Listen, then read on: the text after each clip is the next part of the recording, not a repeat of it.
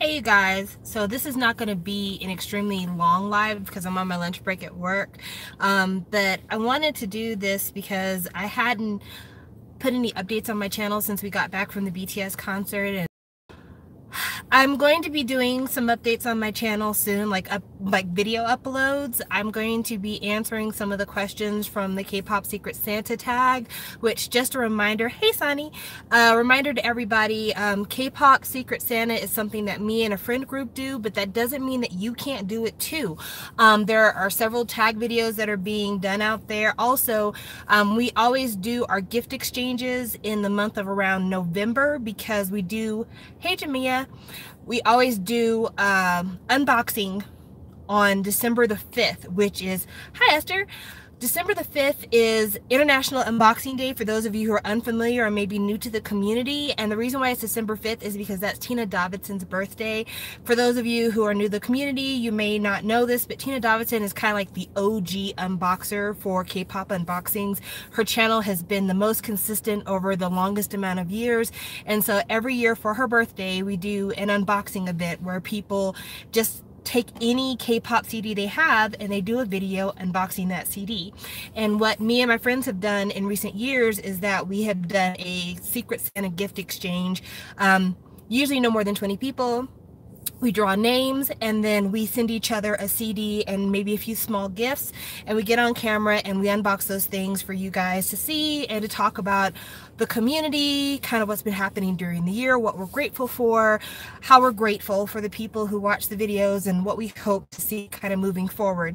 So, hey Anthony, so K-pop Secret Santa is important because I've been doing it almost since my first years on YouTube, and also because it's just a tradition, and it's kind of nice to have a tradition here in the community when so many things are changing so fast. So with that being said, I will be uploading some tag videos that are kind of some fun preliminary leading up to steps before we get into the actual Secret Santa gift exchange videos that will happen on December 5th. But I'm telling you about that right now because I feel like it's different content for me. I'm still not exactly sure what format I'm going to take to answer these questions, but I'm experimenting with a few different things and I'm very concerned about how well they're going to be taken. But also I needed to kind of address I have been absent the last couple of weeks, and also kind of how that relates to some other things that I've been kind of paying more attention to recently in my life and other people's lives, and maybe I can start talking about a bit of that stuff on my other channel, and just know if you're interested. So for those of you who weren't privy to a live that I broadcasted a couple of weeks ago, which I promptly took down like immediately, my uncle passed away. He died after a long battle with mental illness. And our family was devastated because he took his own life. And so I went out of town to bury him, and I came back into town. And shortly after coming back into town, one of the children at my daughter's, the high school that's connected with her middle school, killed themselves. And it was just really difficult for me as a parent, because my daughter was already having to deal with our family grief, and then this was a student that had been at her middle school the year prior, so I wasn't sure what their relationship was because they didn't release a name at first. And I was thinking about that, and I was thinking about how depression and mental illness and things of that nature kind of hook up with our K-pop landscape, because I mean, definitely since December of last year, a lot of us have kept mental health on the forefront of our agendas when it comes to how we want idols to be treated better, how we want to make sure that their companies are, you know, caring about them in a way that goes beyond whether or not they look good or the public is enamored with them. And thinking about that, I don't know if we talk so much the mental of those of us who are consumers of K-pop. And I say that because for a lot of us, K-pop is an escapism. We go to K-pop because that's the place that we go. We need to feel good because the other things in our life aren't as manageable. And even K-pop itself sometimes is a trigger for the unmanageable parts of our lives. I know as an African-American female in my middle ages, there aren't a lot of people that relate to my K-pop enjoyment. Definitely not in my real life. Hello, Random TV. There are people online who get the fact that I love K-pop and they're down for it, and you know, we can talk and exchange online. But in real life, other than like my very close family, there are very few people who I can talk about K-pop to and they're like okay with it. A lot of them are like, that's kind of a weird hobby, why do you do that? And in a lot of ways, that brings fear, and that brings anxiety, and that brings up these feelings of isolationism that you already might be struggling with just trying to live in this life.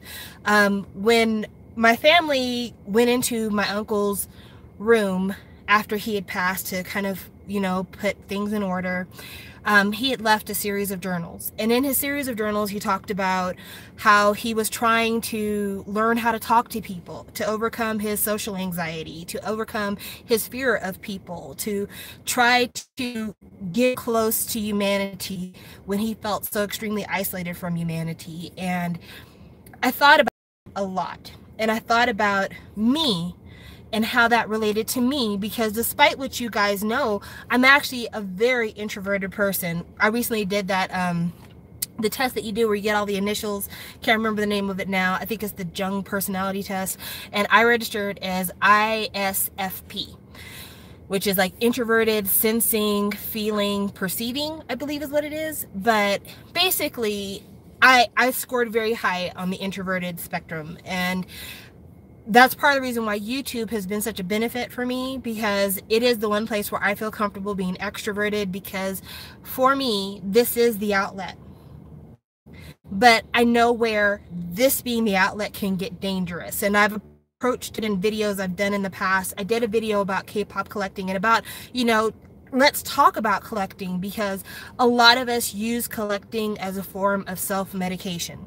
A lot of us who are dealing with, you know, not feeling good about ourselves, not feeling like we have an outlet, not feeling like we belong, not feeling like people understand us, and we've got this kind of niche musical environment that we're heavily involved in, we start collecting as a way of connecting further into that and pushing us maybe further away from our real life concerns. So I know over the years, I've spent a ton of money on K-pop, like thousands of dollars over the years on K-pop. And I'm not saying that as a humble brag. I'm saying it because this year is the most money I've ever made in my professional life. And in years past, when I was collecting way more, I spent money that really I probably shouldn't have spent, and I've already talked about that. But I say that because at the time I needed that K-pop to help me to feel better, because I wasn't making so much money, and because I had some personal situations I was trying to work my way through, and it was a comfort to me. But then later on, when I was faced with, you know, mounting debts and things of that nature, because I had avoided those issues and reverted to K-pop as a comfort zone, I found myself even more depressed. And I would look at CDs and stuff that I had, and I'd be like, I don't even care about this group anymore, and now I've got this instead of paying this bill. Now, I never let myself get to the point where like any of my major expenses were approached, but it's more like some stuff that I had debts from before I got into K-pop that I was kind of not making much headway in that I could have, and I could definitely be in a much better position right now. Like any extra money I would get, that would go to K-pop instead of applying that to old debts. And I think there's a lot of people that are like that they use K-pop the same way maybe somebody might use marijuana for self-medication, the same way somebody might use alcohol for self-medication. I think there are a lot of people that use collecting as a form of self-medication. And then along with that comes the same kind of societal anxiety things that we deal with in our real life. You start collecting and you feel good because you get little things, and you start making small goals for yourself, and you're meeting small goals, and you feel a sense of accomplishment for meeting those small goals. But then as you become a member of the community and you see other people that have bigger collections, that have more rare stuff, that have things that you're envious of, or having experiences like concerts that you don't have a chance to have, you again get into that same kind of cycle of self-hatred. And it's almost like you can't win. You can either self-medicate with the CDs that you buy to make you feel better, but then feel bad because you didn't buy enough, or it doesn't meet up with what this other person has. And to be honest with you, I don't know how to give you the be-all end-all advice to how to stop that cycle. And I say that because every one of us is different. I can only tell you what I'm doing and what I did. What I did is I took a hiatus. I stopped buying K-pop other than like ultimate groups for several months, like around 6 or 7 months maybe. I only bought SHINee and BTS. I didn't buy anything else. And in that time, I spent it looking at my finances again. I spent it listening to podcasts and reading books about how to help my financial future. I started really paying attention to interest rates and savings and things of that nature. After that, when I got to a job where I had a lot more disposable income, I did get back into collecting. And now that I have more disposable income, I actually can buy certain that have been on my wish list for years that before I wouldn't have ever thought of buying, because I didn't have that big chunk of money to put towards this really expensive or rare item. Now I have a little bit more and I'm able to do a more valuable style of collecting. But there have been times when I regretted decisions I made even after I took my hiatus. For instance, when my uncle died, I had several things that I was planning to purchase from Zmark. I already made commitments to purchase, and I needed to buy $1,000 worth of airplane tickets to go to his funeral. And I felt terrible because this is money I really should have had on hand, and I was able to afford it in a way, but at the same time I made all these other financial commitments to my hobby when I could have been free and clear of that if I had just, focused on my larger scale goal of financial health. And that made me feel bad. It really hurt me. But then I guess, as like I said, I was looking at kind of what happened with my uncle, his situation, and the steps that he had taken to protect his mental health. I was able to say, I deserve to treat myself, and this was an unexpected event, and all I can do from this point on is learn. All I can do from this point is learn and do better in the future. I'm sorry, I was smiling because I haven't seen Cia Lopez in forever, so I was really glad to see her on the stream. But all I can do is learn, do better in the future, to be more focused in my planning. But I don't know how many of you can relate to this, but this cycle that we kind of get into of, K-pop makes me feel better, but then the more K-pop I get, the less I feel good because I don't have as much stuff as I want, or the less I feel good because I'm spending my money on K-pop when I should be spending it on something else. I think we get in this loop, and it can get kind of destructive, and I think we need to be kind of helping each other to find ways to get out of that loop. And I think the loop is even harder to deal with when you are on YouTube, or you're on Instagram, or you're on Twitter, and you're known for your collecting. That is when it gets really hard. I've had friends who have had to cut back on their collecting because of financial issues, whatever, and struggling to know if they still have a place on YouTube because they're no longer this collector that everyone knows them for, and wondering if people want to see their videos for them or if they want to see their videos for the collections. And there will always be people who only want to see your videos because they want to know what photo card you got, or how many versions of something you got, or if you get all the versions, or they just want to see inside the photo book. Those people exist, and it's just a fact of life. It just is what it is.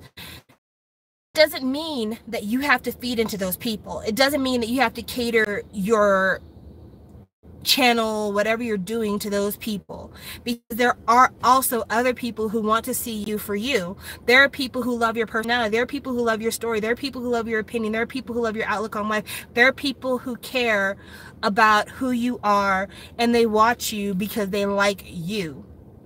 And I think it's important to remember that. I think it's important to remember that no matter who you are, what you're talking about, anything at all, there's no one on the planet who can offer the world you have is special to you, and whoever is still you after you've changed your format, those are the people who vibe with you, and you should be grateful for them, and you shouldn't take that for granted, and don't take yourself for granted and think that you're only valuable for one thing.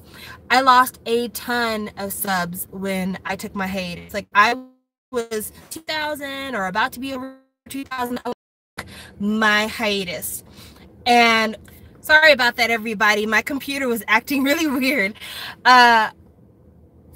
What you find out what your distinct voice is, once you have put yourself out there, you shouldn't feel like you are only valuable for one thing. Like, I was trying this big hiatus, I lost a lot of subbies, and it's taken me several months to get back to the place I was before I left. Like damn near a year I think it took for me to get even close to where I was before I took my hiatus. And definitely my subscriber base has changed. Definitely kind of the people that were there for me just because they liked the unboxings and now they're getting more of my opinion, more of my face. That's definitely changed. Who appreciates what I do.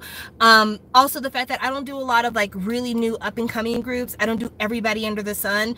It does change who watches me, because when I first started YouTubing, I was doing the most current groups because that's who I to.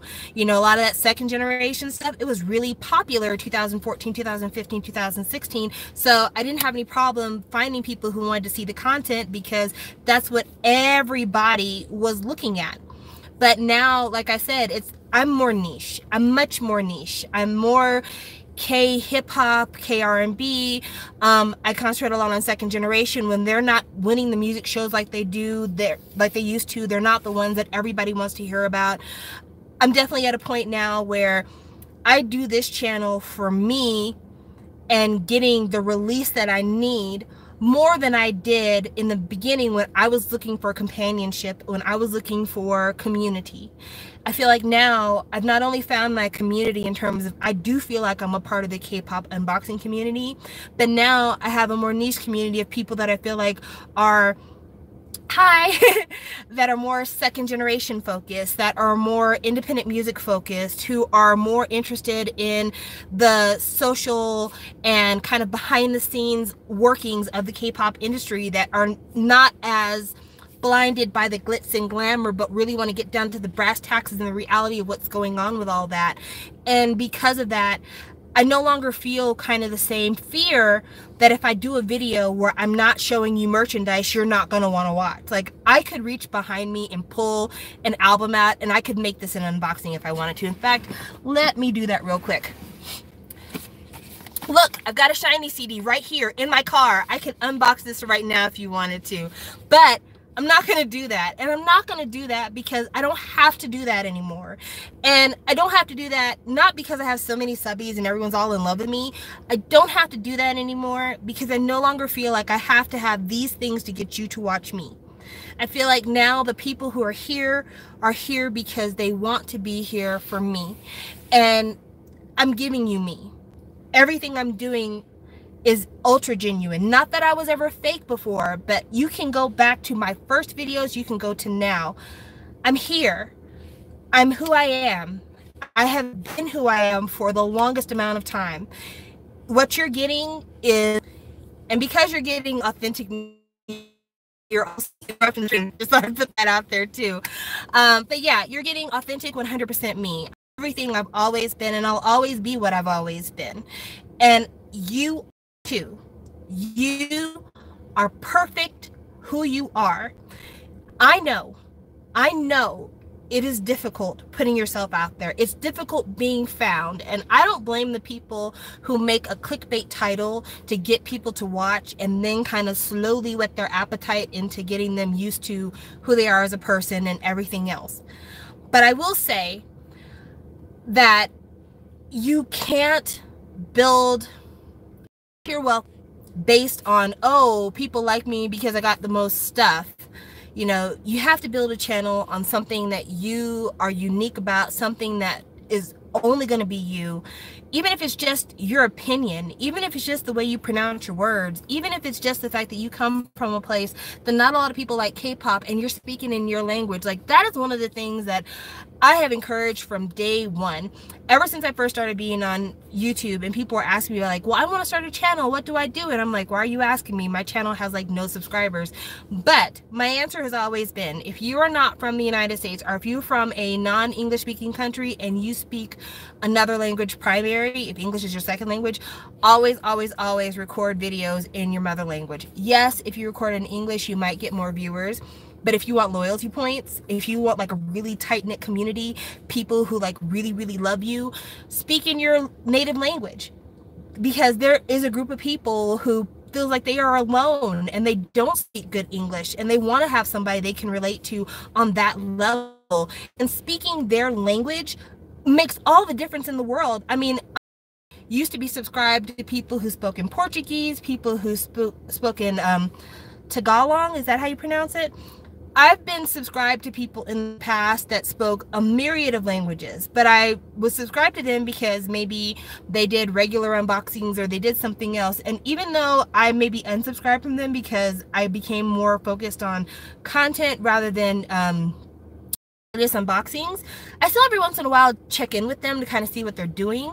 And I really love the fact that their channels grow. They might not grow fast, but they grow because they're cultivating a community that's around them that's tight than what they would have gotten trying to cater to an English market, you know. And it's even nicer because then when a K-pop group comes to their area, or if there's rumors of it, whatever else, they have people that like, we can do a meetup. And I've seen that before, especially like with South American fans. I can't tell you how many times I've heard of like Brazilian fans and fans from Mexico who like have these huge fans. And so that's what I'm saying for you. You can do this, but do this in a way that is healthy for you, a way that you feel confident, and believe in yourself. I'm in a bad area, you guys, and I'm on my phone in my car, so that's the reason why it keeps going in and out. But when you believe in you, the rest of us believe in you too. So don't give up on the idea that you could have a YouTube channel, because you absolutely can. And if you start one, leave a comment in the comment section below letting me know your channel, because I might start watching you, because I watch a lot of people that tell me about their channels in the comments. But it's never too late to start that. It's never too late to build a community based on who you are. And don't feel the need to be the world's biggest collector. Don't feel the need to have the best stuff or the rarest stuff or anything like that in order to make me watch you. And also, don't feel like you need to have the biggest and best collections in order to make yourself feel better. I know why you do it. I know it's self-medication, and I get it. I totally get it. But if it's harming another aspect of your life, slow down. Step back for a minute, reevaluate things, because the last thing I want is for you to put yourself in a place where you're more unhealthy, because now you're not only battling the depression and anxiety you had before, but now you've built new anxiety behind growth of your debt, or you've grown new anxiety because you don't know where you're going to go from here. I know that cycle. I know that cycle, and I don't want that for you. I don't want that for you. My uncle, when he passed, just to bring it full circle, when he passed, he had hundreds, maybe even over 1,000 rock music CDs, like Def Leppard, AC/DC, Aerosmith, all the rock bands. Basically, he had hundreds of CDs, in addition to thousands of cassettes. And my uncle lived a life that I wouldn't wish on an enemy. He lived in his room, not in a house, in his room for over 20 years with no friends, you know, no community to speak of. He lived alone. And the music, one of the things that kept him company, he had no company. But in the end, that didn't save him. And what might have saved him was having somebody who could have been an outlet for him when he felt so alone. Because to the very end, in his journals, he wrote about how incredibly lonely he was. I'm not saying that lonely people kill themselves, because there was more to it. My uncle had schizophrenia, had schizophrenia since he was in his 20s. He was in his 50s when he died. And my uncle's psychiatrist, which I didn't mention this because I just found this out recently, he had stopped prescribing my uncle the medicine for schizophrenia that he had been on for several years. And my uncle had been off his medication for about a year, and because he wasn't on his medication, his mental state kind of started to decline, and finally towards the end he was in full breakdown mode. And so I'm not saying that, you know, lonely people kill themselves automatic. What I'm saying is that the things that my uncle used to self-medicate, in the end weren't enough. And so I'm telling you also, because this needs to be in bold print if you don't get anything else from this conversation, if you find that you can't get better, you don't feel better despite your self-medication, please, please, please talk to someone, get into therapy, get into counseling. If you need medicine, please do. If you need to change your diet, please do. Do whatever it takes. Don't feel like it's a shame to need help. Don't feel like it's a shame to admit that you're not doing well. Don't feel like it's a shame or something to feel bad about because you think that your thoughts are veering towards the dark side, because we all get to that point. I don't know a single person as an adult who hasn't had a time where they wondered what it would be like to just end it all. And not saying like they had machinery in their hand. What I'm saying is, like, we've all been to the point where we've been extremely overwhelmed, either through bills or through love lives or through family lives or through just, you know, conditions overall, living in a place that doesn't support you. We've all been to that place where we were just like, man, I just wish I could close my eyes and never open them again. But if you feel like you really could do that, if you find yourself searching for ways to get that accomplished, I urge you to please seek out help. I don't care where your help comes from. I don't care what you have to do. Please seek out help, because I love having these conversations with you. I love being able to live stream with you. I love being able to look at your videos. I love sharing the back and forth. I love talking about times we've shared in the past. I love looking forward to what we're going to be looking at in the future. And yeah, just don't allow yourself to let shame or fear, it's going in and out, I have to get off soon. Don't let shame, fear, anxiety, or anything else keep you from the support that you need to live the best life you can. But, you know, try to avoid pitfalls where you can, if that's possible. So that's it, you guys. Thank you for watching. Thank you for dealing with all the interruptions. Like I said, I'm in a really bad service area. I'm near my job, but my job is in an older part of town, so there's not as much cell coverage as there could be, and it sucks. But, you know, I'm doing what I can, and I appreciate me your time. I hope that this conversation has helped somebody out there. I would have responded to your comments, but there's so many comments going through that it's really difficult for me to go through them all. But I thank you guys for the years of support. I thank you guys for the years of, you know, viewership and friendship and everything else. I believe that we're not together by accident. I believe that fate is real. Our souls are here for a purpose and a reason. And so it's not an accident that we're talking to each other. It's not an accident that we've been in each other's lives. And so for that, I say, thank goodness for this not an accident. I'm so grateful that we've met each other, that we know each other, and that we have a chance to help each other. And that's what I want to do. I want to help you, and I oftentimes ask you to help me. And, you know, let's just see each other to tomorrow. So thank you guys for watching, and I will talk with you guys later. Bye.